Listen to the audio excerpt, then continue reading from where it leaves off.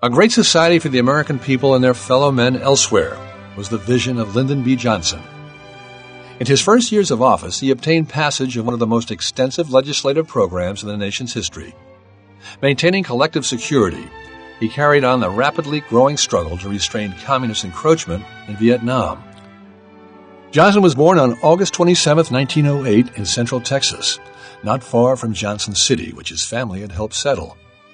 He felt the pinch of rural poverty as he grew up, working his way through Southwest Texas State Teachers College. He learned compassion for the poverty of others when he taught students of Mexican descent. In 1937, he campaigned successfully for the House of Representatives on a New Deal platform, effectively aided by his wife, the former Claudia Lady Bird Taylor, who he had married in 1934. During World War II, he served briefly in the Navy as a lieutenant commander, winning a Silver Star in the South Pacific. After 6 terms in the House, Johnson was elected to the Senate in 1948. In 1953, he became the youngest minority leader in Senate history, and the following year, when the Democrats won control, majority leader. With rare skill, he obtained passage of a number of key Eisenhower measures. In the 1960 campaign, Johnson, as John F. Kennedy's running mate, was elected vice president. On November 22, 1963, when Kennedy was assassinated, Johnson was sworn in as president. First, he obtained enactment of the measures President Kennedy had been urging at the time of his death, a new civil rights bill and a tax cut.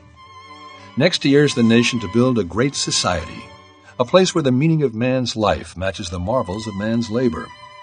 In 1964, Johnson won the presidency with 61% of the vote and had the widest popular margin in American history, more than 15 million votes. The Great Society program became Johnson's agenda for Congress in January 1965. Aid to education, attack on disease, Medicare, urban renewal, beautification, conservation, development of depressed regions, a wide-scale fight against poverty, control and prevention of crime and delinquency, removal of obstacles to the right to vote. Congress, at times augmenting or amending, rapidly enacted Johnson's recommendations. Millions of elderly people found succor through the 1965 Medicare Amendment to the Social Security Act. Under Johnson, the country made spectacular explorations of space in a program he had championed since its start. When 3 astronauts successfully orbited the moon in December 1968, Johnson congratulated them. "You've taken all of us, all over the world, into a new era." Nevertheless, 2 overriding crises had been gaining momentum since 1965. Despite the beginning of new anti-poverty and anti-discrimination programs, unrest and rioting in black ghettos troubled the nation. President Johnson steadily exerted his influence against segregation and on behalf of law and order, but there was no early solution. The other crisis arose from Vietnam. Despite Johnson's efforts to end communist aggression and achieve a settlement, fighting continued. Controversy over the war had become acute by the end of March 1968, when he limited the bombing of North Vietnam in order to initiate negotiations.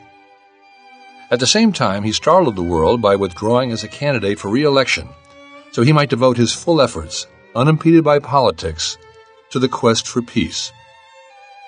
Though he would often privately curse the war, referring to it as his mistress, at the same time Johnson believed that America could not afford to look weak in the eyes of the world, and so he escalated the war effort continuously from 1964 to 1968, which resulted in thousands of American deaths.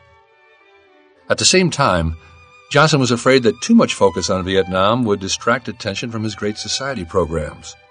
So the levels of military escalation, while significant, were never enough to make any real headway in the war. Against his wishes, Johnson's presidency was soon dominated by the Vietnam War.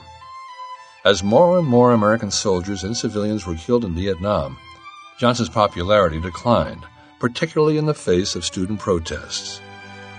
Hey, hey, LBJ, how many kids have you killed today? When he left office, peace talks were underway.